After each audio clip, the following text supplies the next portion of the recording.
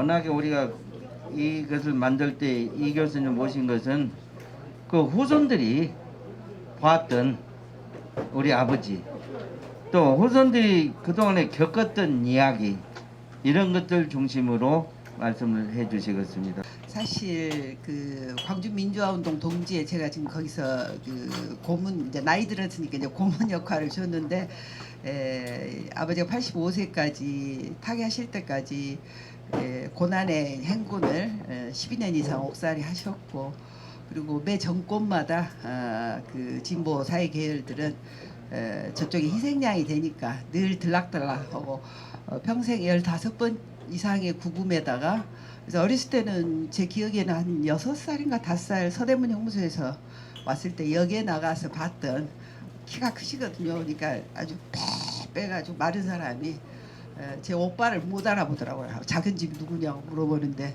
그 정도로 그때 저기 5년 정도를 그렇게 옥고를 치르고 나오셨는데, 그래서 이제 광주 민주화 운동의 동지에서 광주의 그 광주 정신을 뭐랄까 구현하시는 어르신들 중에서, 돌아가신 분들 중에서 그 두 번째든가 세 번째로 해서 초상화를 크게 그려가지고 담배식이 있습니다. 매년 1월달에. 그래서 거기 이제 가서 그걸 받을 때, 그때도 굉장히 두 개의 역사가 있구나.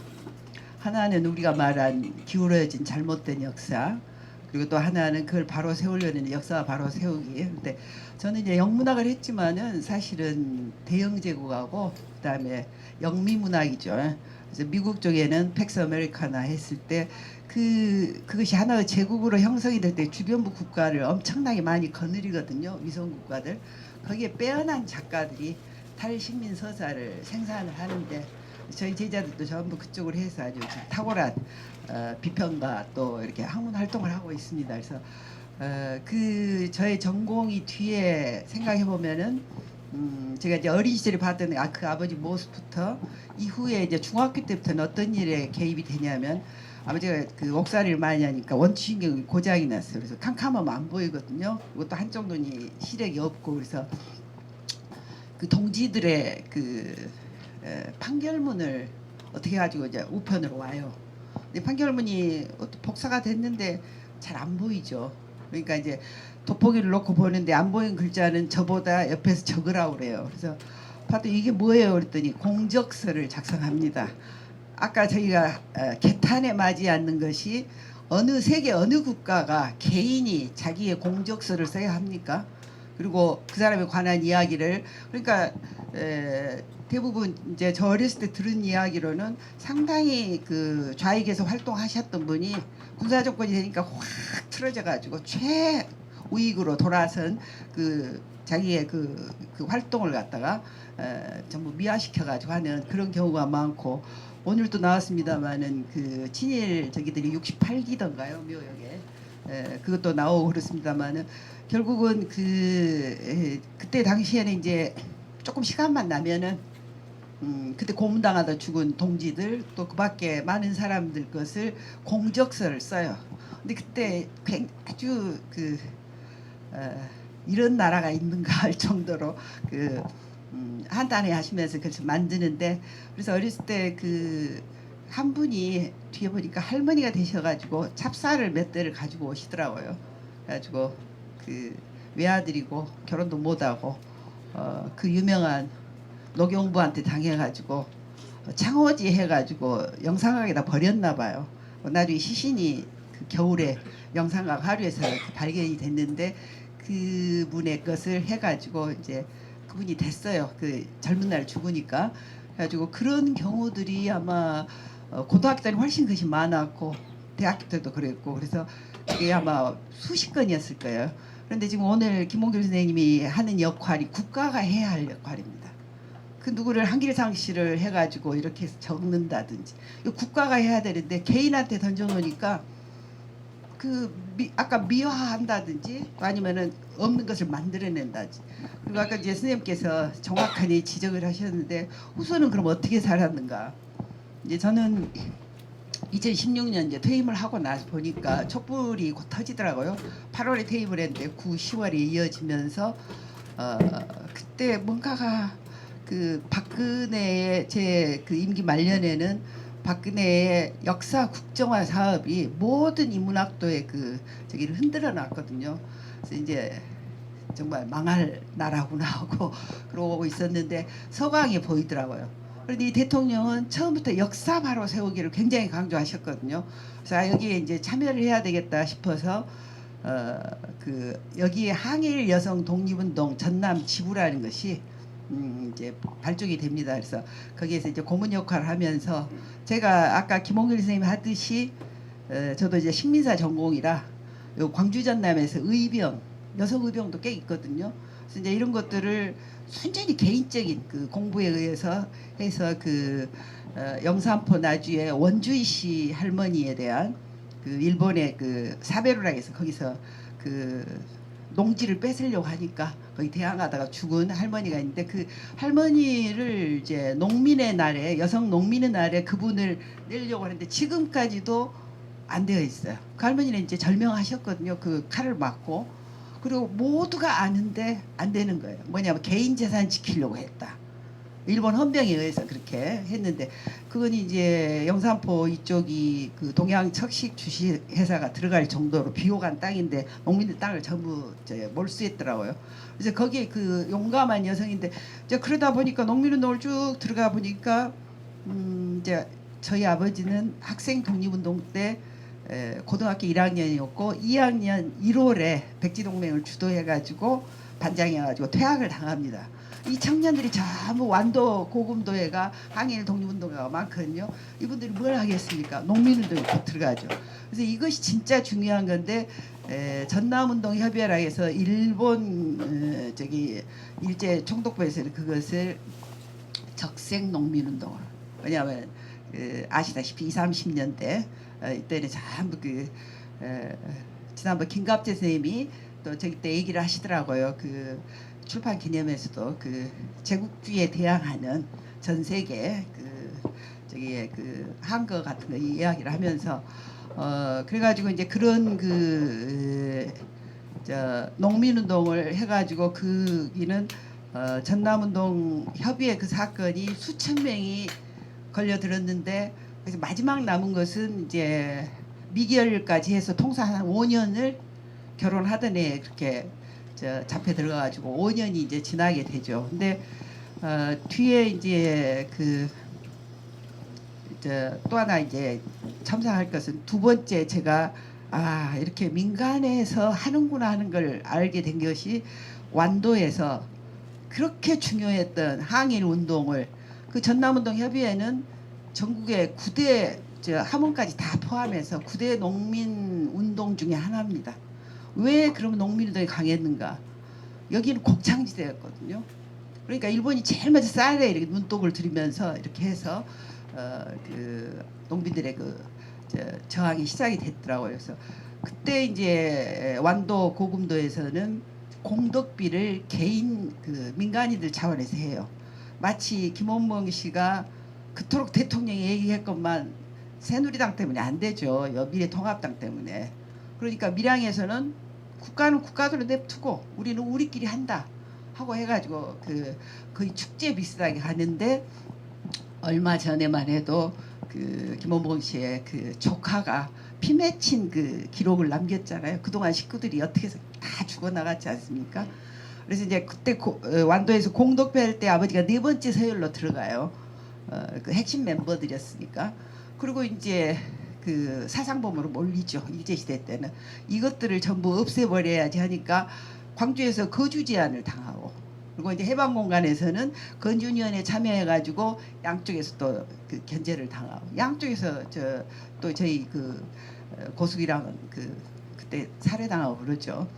그리고 이제 이후에 있어서 그러는데 아까 선생님한테 보이듯이 이제 문재인 정부가 되고 나니까 대통령이 계속 그 정말 아름다운 문장에 보훈처의 역할을 얘기를 하는데 그 저는 전혀 실상을 모르고 쓰라고 그래서 제가 오늘 그 장재성 선생님 따님을 잘합니다. 저희 선배도 되고 그래서 전화를 하면서 그냥 하나 씁시다. 했더니 굉장히 굴욕적이다고 서운을 줬다가 뺏어갔대요. 그래서 지금 정부가 바뀌었지 않냐 달래가지고 그 아들이 나와서 대충 해갖고 써서 냈는데 아주 무성의한 게 제가 지적하고 싶은 것은 그거 하고 싶은 생각이 추워도 없어요. 그런데 이제 주변에서 해야 되지 않냐. 왜냐? 대한민국은 개인이 그것을 제출하게 되어 있거든요. 이런 나라가 어디가 있겠어요? 나라가 그것이 알아서 해야죠. 역사를 바로 세워야 되는데. 그래서 했더니 그게 8.15에 주변에서 신문에 저기 어르신하고 또 이쪽 어르신하고 아버지하고의 사진에 사실 전남일보의 이건상 국장이 굉장히 인식이 좋은 분입니다. 그래서 그분이 딱 해가지고 소원이 마치 되는 것처럼 해서 프레시를 줬죠. 그리고 김갑재 선생님이 가서 보훈처 회의에 민간인으로 참여하는데 강력하게 얘기를 해서 그분도 될 줄 알았는데 듣고 보니까 화가 너무 나더라. 근데 이제 제가 그 다음부터 보훈처를 알아보기 시작했어요. 모든 자료를 보내고 제가 발굴한 여성 저기까지 해서 다 보내고 또 다행스럽게도 우리 광주 지역에서 보훈처장이니까 차관급이 그 글이 발령이 났어요. 그래서 개인적으로 전부 해서 보냈는데 아주 무성의하게 왜 안 되는가 사유가 5자 정도입니다. 저기 행정 미상. 차라리 거기다 뭐 사회주의 활동이라든지 뭐 한다니. 대통령은 이미 북한 정부에 아주 적극적인 개입을 하지 않는 한 이렇게 해서 한다는데 현실은 그 사람들이 뭘 가지고 전문위원이 몇 명이요? 아니면 또 그분들이 뭘 가지고 그 사람들이 제대로 전공을 했는가? 봤더니 그게 아니고 이분들이 저보다 국가기록원에 가서 그 기록물을 한번 보라는 거예요. 그래서 국가기록원을 쫙 봤더니 전부 일제시대 때 그 판검사들이 때려놓은 글. 2종류가 나옵니다. 하나는 그 사람들을 그 눈에서 벗어나려면은 카모플라치를 해야 되고 또 하나는 아주 악질 문자로 나오거든요. 전부 인용하는 게 친일 사관.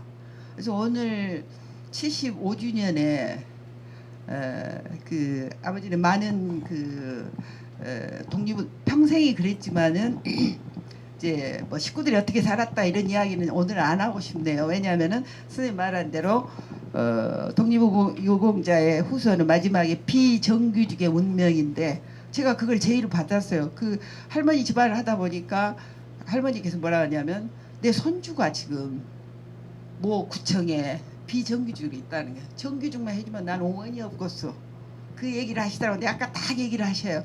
그래서 이 찢어지게 가난한 독립운동가하고 그다음 권력과 그다음에 그 명예까지도 그 차지하고 있는 그 두 개의 그룹에서 이 적어도 이 문재인 정부 이전에는 노무현 때 기대를 했는데 전혀 안 돼 힘을 못 쓰더라고요. 그리고 이제 박근혜까지 해가지고는 완전히 비틀고 이 사람들을 감추고 그래서 아버지 책의 제목도 내가 사랑한 민족이고 나를 외면한 나라입니다. 근데 아버지를 외면했다고 쓴 글이 아니야. 그 글에는 무수한 증언이 나오고 상황 설명이 나와요. 그래서 이번에도 굉장히 많은 분들이 득을 보셨어요. 왜냐하면 장제성 씨는 어디서 죽은지를 몰랐는데 아버지 글에 보도연맹 때 바로 옆방에 있었던 걸로 다 나오고 또 김범수 선생님도 다 나오시고 그래서 10년 동안 눈이 안 보이는데 제가 그 일을 했던 것은 굉장히 이번에 지구별이 와서 잘했던 건데 10년을 알바생을 해가지고 눈이 안 보이니까 구술을 해야 되지 않습니까? 매일 8시간씩. 그래서 줄인 게 4,000매였거든요. 이제 안종철 박사의 도움이 컸는데 그러나 이제 최종 저는 그 모든 내용을 근현대사를 알아야 되기 때문에 하나하나 이제 검증하면서 해가지고 광주에 그 108분이 간회위원으로 또 하고 그 전국에 흩어지신 분들이 너무도 중요한 이것은 기록물이다. 왜냐하면 내부에 쓰여진 글이 없답니다. 그런데 85세까지 해가지고 마지막 10년을 이제 눈 때문에도 밖으로 못 나가시는데 거의 태우고 그걸로 해서 제가 이제 뒤에 유족 후기에 그 역사의 피가 마르지 않는 상처의 기록이라고 이렇게 썼거든요. 그래서 우리가 알고 보면은 그 주류에 의해서 외면당하고 제압당하고 밀쳐지고 살해당한 이런 영혼들이 중음신들이 얼마나 많을 것인가. 거기에 개인이 얼마나 이제 저희는 생존했죠. 저는 이제 가장 노릇을 했어요. 평생을. 왜냐면 아버지는 계속 가택, 연금, 구금 그다음에 요시차림물 아니면 뭐 감옥 이런 순환의 그 악순환의 그거죠. 그런데 그 친일사를 청산하지 못한 아까 1948년 그 공간에 얘기를 했는데 그것이 가장 중요했던 것 같아요. 그걸 못하고 또 하나 이제 우리가 분단이 된 거, 38선이 나눠진 것은 바로 오늘 지금도 이것이 풀리지 않을 것 같은. 그래서 오직했으면 저는 개인적으로 영세 중립국으로 가지 않으면 우리는 정말 살 길이 없구나. 100년 전하고 무슨 차이가 있겠는가 이런 생각들 하면서 착잡한데 마침 이제 선생님이 처음에 그래서 안 받겠습니다. 훨씬 못한 사람들이 많거든요. 그런데 어찌 생각하면 지금 세 번째인데 이 세 번째가 다 민간에 의해서 국가란 무엇인가 했을 때 국가는 지 역할을 하나도 안 하고 있고 보훈처는 엉망해서 선생님이 아까 말한 대통령 바로 밑에 직속 기관으로 해서 군인들이 배제된 이제 있더라도 퍼센트가 적어야 되겠죠. 거의 그 이전에 피우제까지 전부 군 출신 그 앞에 박 씨는 얼마나 심란한 사람이었습니까? 그래서 이제 이런 것들을 보면서 역사 바로 세우기에 그런 역사의식 같은 것에 전문가들을 키워야 되는데 가장 큰 문제더라고요. 근데 그래서 이제 전문가한테 한번 물어봤어요. 왜 그 전문위원들이 전공이 아닌데 들어왔냐 했더니 독립운동이라든지 사회주의 계열이라든지 이런 것들 공부를 하면 취직이 안 된대요. 박사 해봤자 취업이 전혀 안 되니까 아예 그쪽에는 정말 얼마 전까지는 희귀한 그런 근현대사가 돼버렸죠. 그리고 이제 많은 부분이 아까 또 김홍길 선생님이 이야기했듯이 그 밝은 면 크리스찬이라든지 3.1운동이나 이런 것은 어떻게 보면 선샤인에 속한다고 저는 봐요. 그러면 나머지 그 조직적이고 가령 광주 학생 독립운동이 전국 학생 독립운동이 할 때 우리가 우발적인 것은 그 다음 날로 끝나버립니다. 아니 쭉 그게 조직화된 게 아까 독서의 역량이란 이런 것들이 전부 했는데 이제 원산이나 함흥 쪽으로 가면은 노무자 활동으로도 가거든요. 전부 항일 운동들이에요. 그래서 그 많은 부분에 이념의 잣대를 넣어가지고 좋게 그냥 이념이 뭐 사회주의 계열이기 때문에 안 된다. 근데 이건 대통령이 안 된다고 했기 때문에 그렇게 쓰면 안 되겠죠. 그러니까 행적 미상이라는 그 무례하고 불온한 그런 말들을 갖다가 적어서 유족에게 준다는 것을 두 번째 죽이는 거죠. 그래서 오늘 장재 선생님의 그 손주가 이제 아드님은 많이 아프다고 들었어요. 근데 손주가 안 나온 것도 그것도 뭐 미투와 2차 가해가 있는 것이 아닙니다. 엄청난 그 가해를 받고 있는 거죠. 그래서 우리가 이제 이런 점들을 볼 때 하루빨리 그 식민사는 정말 제때 안 해놓으면은 제가 이제 전 세계 85%가 식민 경험이 있더라고요. 그런데 탈식민이 됐는데 언어 문제, 문화적인 인식 문제, 또 그 식민 폭력이 나한테 가는 그 피식민 의식 같은 거. 그래서 이제 오늘은 여기가 국가 폭력입니다만 저는 이제 글을 쓸 때 그 앞에 우리가 식민지 경험은 식민 폭력이 있거든요. 근데 우리 한국의 이 비참한 현실은 식민 폭력과 국가 폭력이 서로 조합을 잃어버리니까 나머지 것이 더 배제되고 어떻게 보면은 그 아까 많은 분들을 호명하셨는데 그토록 중요한 역할을 했던 분들이 우리 역사에서는 무리의 이름을 쓴 채 지금도 둥둥 흘러가고 있다. 그런데 아버지 책에서는 그분들을 다 호명하거든요. 그때 어떤 역할을 했는가 아주 냉철하게. 그래서 두 가지 것을 말씀드리고 싶어요. 물론 이제 생존 저는 오빠가 셋이 있고 저보다 사중일고를 나왔습니다. 아버지 후배였는데 아버지 살아계실 때 다 작고해버렸죠. 왜냐 연좌제 취업이 한 군데도 안 됐거든요. 그래서 그 좌절 못난 삶인데 좌절해서 그렇게 술로 이렇게 해가지고 그런데 그러니까 못 볼 적에도 많이 당하셨지만 어떻게 그것을 기억했을까. 그래서 저는 지금은 뭐든지 우리가 기억 담론이라고 어떤 걸 써야 되겠다. 어떤 일이 일어나면은 그걸 쓰고 그래서 기록으로 남겨야 되겠고 이런 걸 말씀드리고 싶고 민족문제연구소가 그래도 사실은 좋은 국가면 민족문제연구소가 있어서는 안 되죠. 왜 민족이 문제가 있어야 됩니까? 국가가 안 해주니까 지금 그 친일분자들이 둔갑해하고 저렇게 살고 있고 사실 그것이 청산이 안 됐다고 하는 것이 우리 분단 현실하고 더불어서 오늘 또 제가 한겨레 신문을 딱 보니까 8.15 대해서 한 줄도 없더라고요. 신문도 좀 이상하게 변한 것 같아요. 그래서 이런저런을 하고 여튼 그 기억해 주셔서 감사하고 아까 김홍균 선생님이 이 방단을 슬슬슬 하는데 저는 다 어렸을 때부터 들었던 분들이거든요. 근데 그 한 분 한길상 선생님의 아드님을 지난번 유족에서 만났는데 삶이 신선하고 돈도 없어요. 어떤 책을 내려면 돈이 있어야 돼요. 근데 제 손을 잡고 이제 오빠별이니까 어떻게 해야 할지 모르겠다고 그래서 그래도 이 정부를 좀 믿고 한번 하고 주변에 그 연구가들한테 한번 저기를 합시다 하면서 워낙에 안기상 선생님이랑은 3.1운동 때 그 김범 선생님이랑 그냥 두드러지게 활동을 하셔놔서 이렇게 저희 해보자 그러는데 11월 3일 날 그 학생 독립운동에 가서 보면은 싸움이 일어납니다. 한쪽에서는 전부 우파만 되어 있고 악을 쓰면서 너희들만 하냐. 근데 그분들이 다 거의 다 돌아가시거든요. 그래서 그 우리가 해야 할 일들이 아까 이야기를 듣다 보니까 너무 심란하죠. 어떻게 이 친일사를 정리하면서 동시에 그 어떤 것을 질서를 잡아가고 해야 하는데 오늘 저는 여기 처음 와봤습니다만은 어쩔 수 없어요. 싸먹싸먹 나갈 수밖에요. 그리고 거기에 이 오신 스님들하고 또 저 자그마한 그 각자의 위치에서 일조하고 그리고 신채호 선생님 말씀한 대로 역사를 잊은 민족의 미래가 없다고 하는 거 굉장히 중요하다는 그런 말씀을 마지막으로 드리고 싶습니다. 국가폭력과 인권, 민주인권 이런 주제를 가지고 우리가 시리즈를 하다 보니까 맨날 이 폭력의 희생자를 같이 만나게 돼요. 그리고 또 다시 후벼파 2차 가해. 슬픈 이야기잖아요. 근데 이제 용서해 주시죠. 이런 나라에 산 저니까 민족문제연구소 회원들의 소원은 뭐이냐? 민족문제연구 없애자 해요. 더 이상 필요 없을 때 그건 좋은 나라가 될 거니까. 그렇잖아요? 우리의 꿈이 그것입니다. 이거 필요 없는 나라. 우리 공수처 만든 이유가 있잖아요. 검찰이 제 역할 못하니까 공수처 만들듯이 보훈처 제대로 역할 못하니까 뭐 독립조사처라든지 별도로 만들어야 되는데요.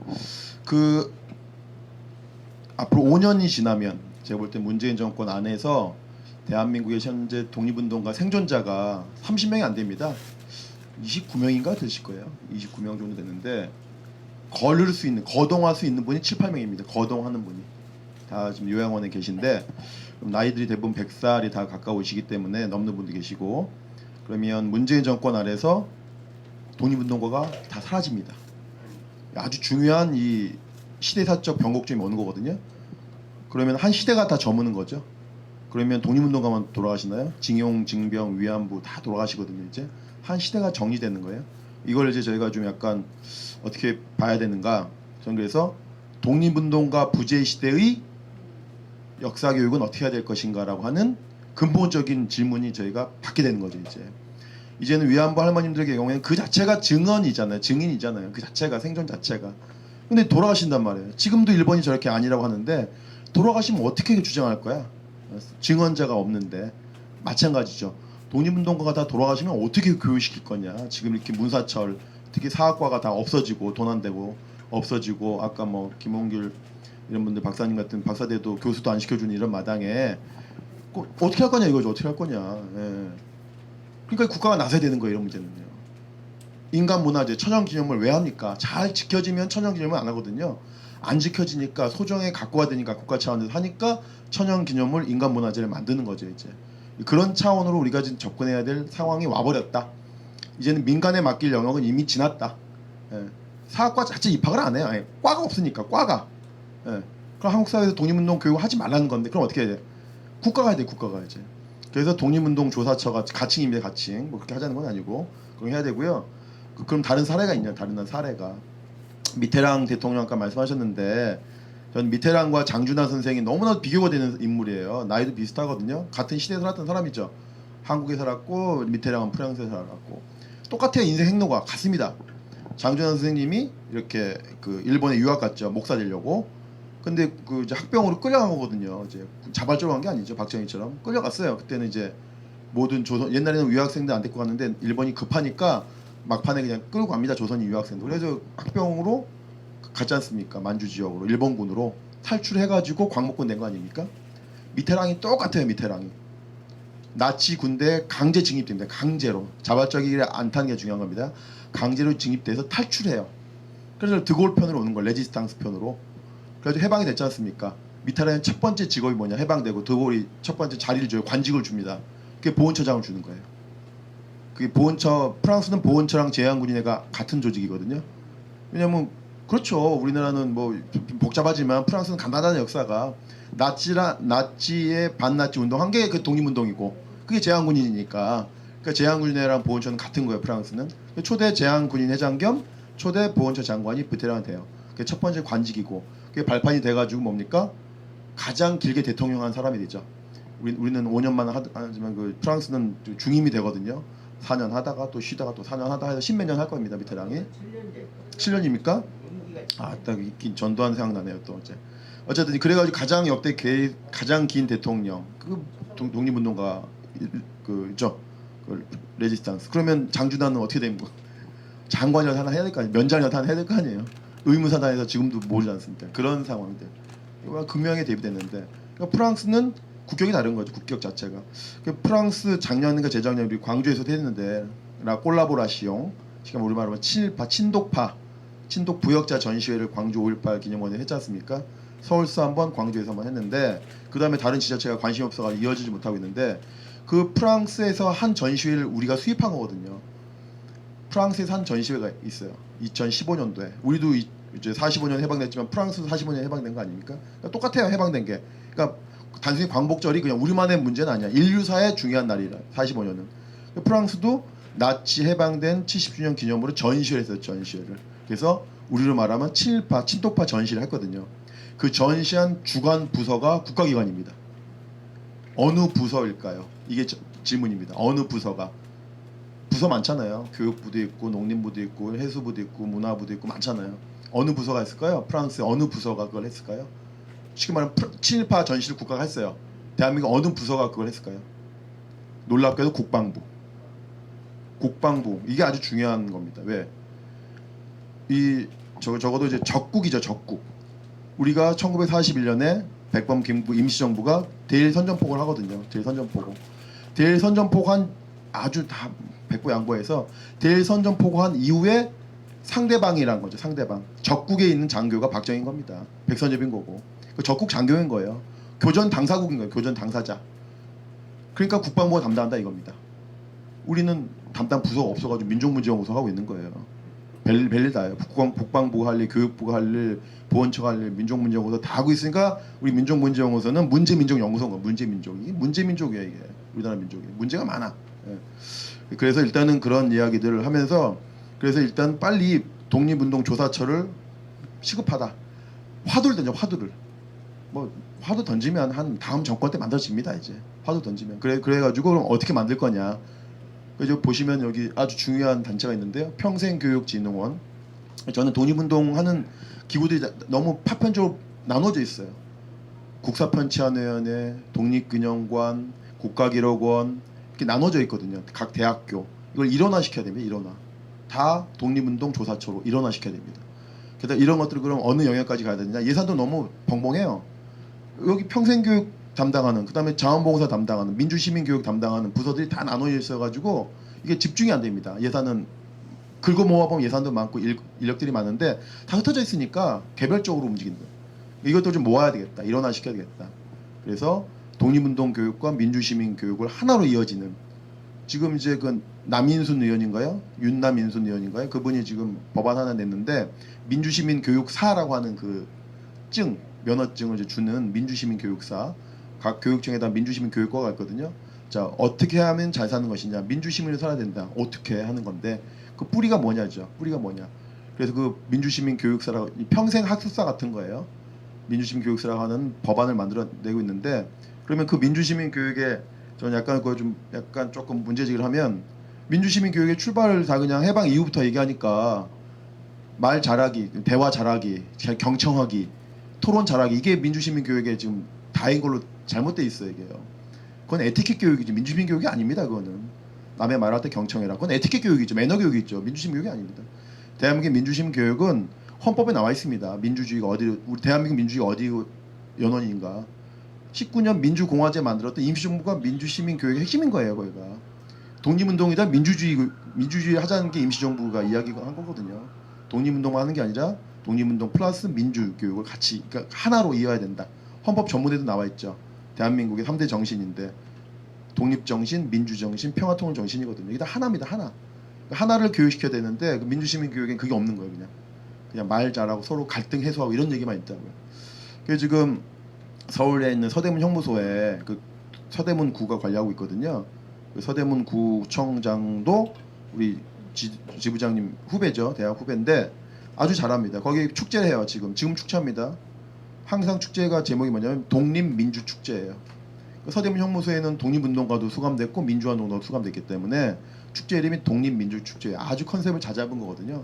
좀 더 하면 독립민주통일축제까지 하긴 해야 되는데 하여튼 아주 좋은 컨셉이 거기 있다는 거죠. 그래서 독립운동 교육은 단순히 민주주의 교육과 다른 것이 아니다. 그래서 민주시민 교육, 평생학습, 평생학습이 대한민국 잘못되어 있는 게요. 문해교육이 중심이 되어 있어요. 문해교육. 그러니까 어르신들 한글 가르쳐 주는 게 예산의 대부분이에요. 그거 아니거든요. 그거 민주시민 교육, 평생교육 그거 하면 안 됩니다. 그거는 평생교육 어떻게 해야 되는지에 대해서 안창원 선생님이 한 말이 있습니다. 안창원 선생님이 이게 아주 중요한 말인데요.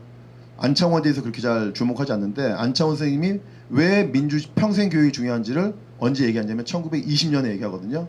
자, 우리가 왜 혁명했냐? 3.1혁명한 이유가 있다. 하나가 있다. 그게 일본에서 해방된 그거 아니다. 3.1혁명 이전에 과거에는 황제가 한 명이다. 황제 한 명이잖아요. 그죠? 순종, 고종 한 명이잖아요. 근데 이제는 3.1운동한 이후에는 뭐야? 2천만 우리 국민 모두가 황제다 이거예요. 아주 생각의 전환인 거죠.